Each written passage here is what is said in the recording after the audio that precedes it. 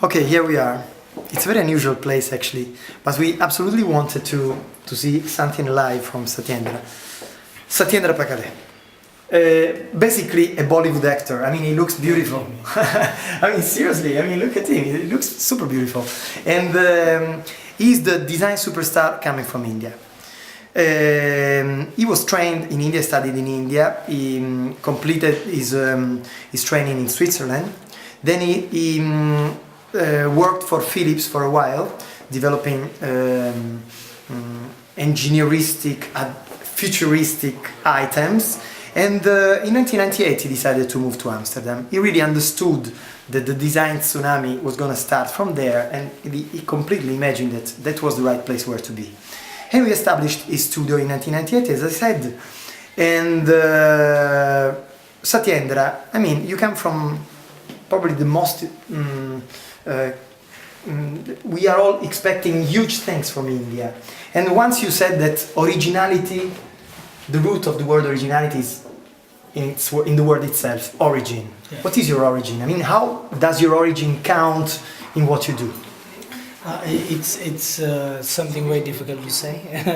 How does the origin count? And I think it's very difficult for me to say that in a quantified way or in an objective way, because I breathe the actuality what I do.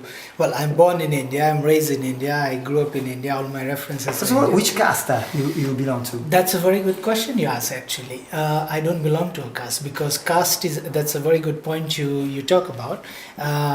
Caste system is a part of a religion called Hindu. Hinduism, So you're not Hindu? Hinduism has a caste system. I come from a very ancient Buddhist family. I thought you're Buddhist. Yeah, from a very center. As you know probably, India up to 6th century was a Buddhist nation. So if you go India and travel around India, like Ettore Sotsas did way back from 60s, and he gave me many books, you knew him. India is littered with Buddhist monuments all over the country actually, you know. And one of the place I come from, I really, if you ask the origin where I come from, I'm born in a town called Washim, which is an ancient town. Today it's a small town, a village. It was the capital of a king called Vakataka.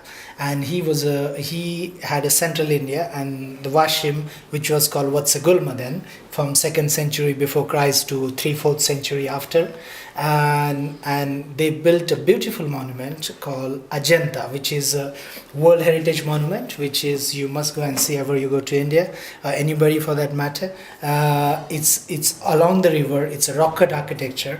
It's the architecture sculpted from the rock and you see architecture combined seamlessly together with sculpture and painting. So if you talk about my heritage, my background is exactly that, and that is very much the language, you know, how you sculpt the form, which is quite different than let's say the Greek way of sculpting, you know. Then becomes Roman and following, and that conceiving a space, you know, like architecture, like we build architecture by brick, as against the word we have in India we call Vastu Shilpa. Literally means, Vastu means to dwell, means to live, Shilpa means a sculpture is to live within, you know.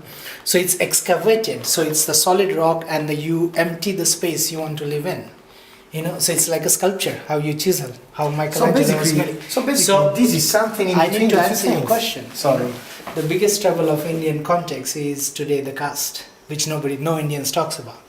And especially when I worked with the artisans, craftsmen, which here, Italy, which I come for many years, I love Italy. I collaborate with many companies here, as you know, and many craftsmen. There is a tremendous respect towards artisans, you know that, yeah? Of course. As against that, in a caste system, the artisan is the lowest, worse than animal, and that's something I cannot accept and understand. And that's probably one of the most inhuman part, and hardly people know about that outside India, and nobody talks about it. I mean, for me, if we are the designers who visualize and conceive our, allow me to say a bigger word, civilization, then the artisan, whether he builds your architecture or he builds your chair or builds your spoon, is the one who builds it, makes it physically. So that person has equal amount of shared responsibility and a pride in building any civilization that exists on our planet. And in a system which probably one of the most inhuman discriminative system on our planet, which nobody talks about, Beautiful words you're saying. Beautiful words. is something we ought to be aware about, and we are not, unfortunately.